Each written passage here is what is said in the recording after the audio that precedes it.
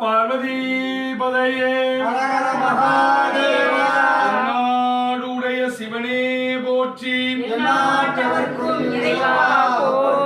ஆடக மதுரை அரசே போற்றி கூடல் இளங்கே குருமணி போற்றி தென்திள்ளை மன்றினுள் ஆடி போற்றி மூவா நான்மறை முதல்வா போற்றி வேவா வில்வொடி சிவனே போற்றி காவாய் கனக திரளே போற்றி காவாய் கனக திரளே போற்றி கைலை மலையானே போற்றி கண்ணா எங்களை காப்பாய் போற்றி கடம்பவனேஸ்வரா போற்றி பாகம் பெண்ணூர் ஆனாய் போற்றி பராத்துறை மேவிய பவனே போற்றி சிராப்பள்ளி மேவிய சிவனே போற்றி மற்றுமோர் பற்றிங்கு அறுப்பாய் போற்றி கண்ணா எங்களை காப்பாய் போற்றி தென்னாடு உடைய சிவனே போற்றி எந்நாட்டவர்க்கும் இறைவா போற்றி.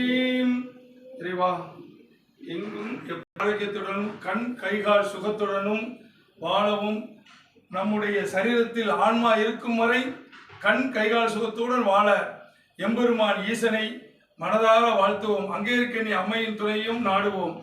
எப்போதும் நம்ம யாரும் தொடாம பகவான் திருவடி போகணும்னு தான் நம்ம பகவானை வேண்டிக்கணும். அதனால ஒவ்வொரு முறையும் காலை எழுந்ததும் ஒரு 11 முறை சிவநாமத்தை சொல்லிருங்க.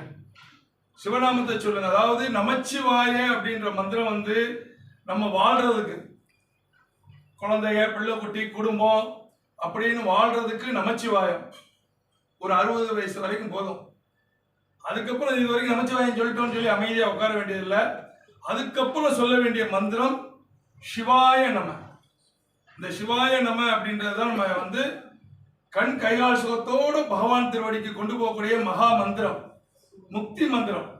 அதனால காலைல எந்திரிச்சதும் கண்ணை விழிக்கிறதுக்கு முன்னாடி 3 தடவை சிவாய நமன்னு சொல்லிட்டு உள்ளங்கையை பார்த்து மகாலட்சுமி சரஸ்வதி மீனாட்சின்ற நாமத்தை உச்சரிச்சுட்டு அதுக்கப்புறம் எந்திரிச்சு நம்ம கைகால் சுகத்தோட இன்னைக்கு அன்றாட வேலை சிறப்பாக நடக்கணும்னு இறைவன்கிட்ட வேண்டிக்கோங்க. என்னைக்கு எப்பொழுதும் யாருக்கும் இந்த உலகத்துல குறைவில்லாத செல்வமோ தனதானியமும் கிடைக்க நம்ம முதியோராகிய நீங்கெல்லாம் எங்களுக்கு தெய்வங்கள். எவ்வளவோ விஷயத்த கத்திருப்பீங்க. உங்கள்கிட்ட நாங்க கத்துக்கணும். இவ்வளவு விஷயங்கள் இருக்கு. தாய்கிட்டையும் சரி தகப்பன்ட்டையும் சரி. அதனால இருப்பேன். நீங்க எல்லாரும் சாப்பிடணும். திருச்சிட்டம்பலம்.